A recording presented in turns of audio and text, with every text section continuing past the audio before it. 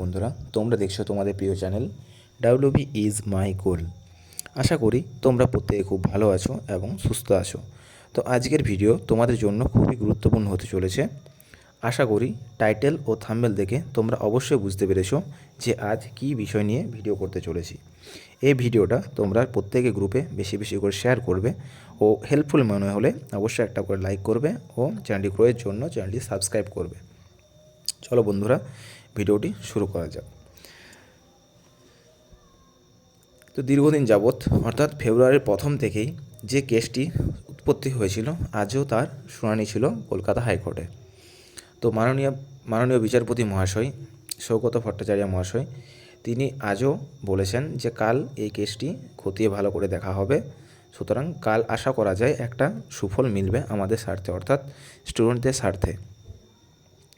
দেখো বন্ধুরা, পিআরবি বোর্ডের রেজাল্ট প্রকাশ করতে কোনো দ্বিধাদ্বন্দ্ব নেই। সমস্যা হচ্ছে এই কোর্ট কেস। আশা করা যাচ্ছে তার অবশ্যই একটা কাল সুফল মিলবে এবং আমাদের স্বার্থেই মিলবে। কালকের জন্য ওয়েট করা যাক।